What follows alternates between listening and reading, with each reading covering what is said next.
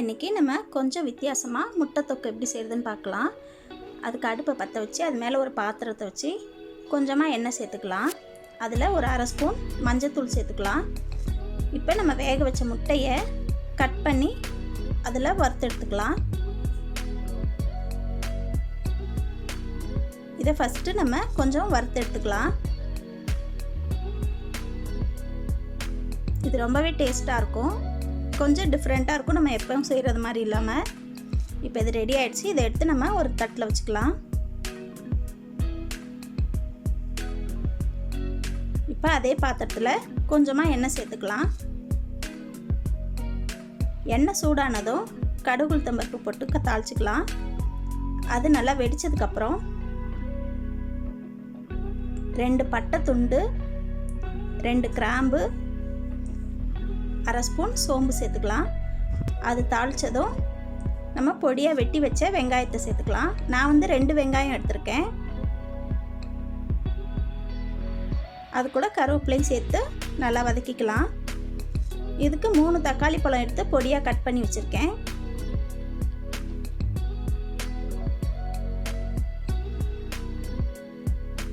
இது கூட ஒரு துண்டு இஞ்சி பொடியாக நறுக்குனது, ஒரு 10 பல்லு பூண்டு பொடியாக நறுக்குனது. நம்ம வந்து இதில் இஞ்சி பூண்டு பேஸ்ட் போடக்கூடாது, பொடியாக கட் பண்ணி தான் இதில் சேர்க்கணும். அப்போ தான் டேஸ்ட்டு டிஃப்ரெண்ட்டாக இருக்கும். இல்லைனா நம்ம எப்போவும் செய்கிற மாதிரி தான் இருக்கும். அதனால் இந்த மாதிரி செய்யுங்க.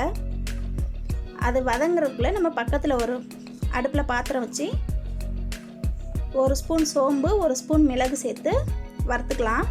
இதை வறுத்து நம்ம வந்து பொடி பண்ண போகிறோம். அதனால் இதை நல்லா வறுத்து எடுத்துக்கலாம். இப்போ இந்த வெங்காயம் வதங்கிடுச்சு. இந்த டைமில் நான் தக்காளி பழத்தை சேர்த்துக்கிறேன். தக்காளி சேர்த்து நல்லா வதக்கிக்கோங்க. இப்போ பாருங்கள், இதுவும் நம்ம வதக்கியாச்சு. இந்த தக்காளி பழம் நல்லா வதங்கணும். இந்த மிளகு சோம்பும் ரெடி ஆயிடுச்சு. இதை வந்து நம்ம ஒரு மிக்சியில் மாற்றிக்கலாம்.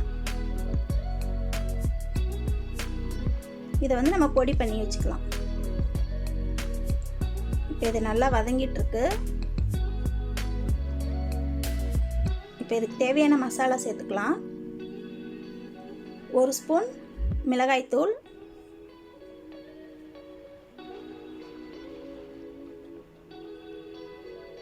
1.5 ஸ்பூன் தனியாத்தூள், அரை ஸ்பூன் கரம் மசாலா சேர்த்துக்கலாம். இதுக்கு தேவையான அளவு உப்பு சேர்த்துக்கலாம். இப்போ இதை நல்லா வதக்கிக்கோங்க. அந்த எண்ணெயிலேயே ஒரு 2 நிமிஷம் நம்ம நல்லா வதக்கி விட்டுக்கலாம். இப்போ பாருங்கள், இது நல்லா வதக்கியாச்சு. இப்போ இதை 1 டம்ளர் தண்ணி ஊற்றி நல்லா கொதிக்க விட்டு வச்சுக்கலாம். இப்போ இது கொதிக்கிற ஸ்டேஜாக இருக்குது. இந்த டைமில் நம்ம ரெடி பண்ணி வச்ச முட்டையை சேர்த்துக்கலாம். இதில் இந்த முட்டையெல்லாம் சேர்த்து நம்ம கிளறி விட்டுக்கலாம். இது ரொம்பவே டேஸ்ட்டாக இருக்கும். நீங்கள் சாப்பாடு வடித்து அதில் வச்சு சாப்பிட்டிங்கன்னா ரொம்ப டேஸ்ட்டாக இருக்கும். இதை நம்ம இப்போ ஒரு தட்டு போட்டு மூடி வச்சிடலாம்.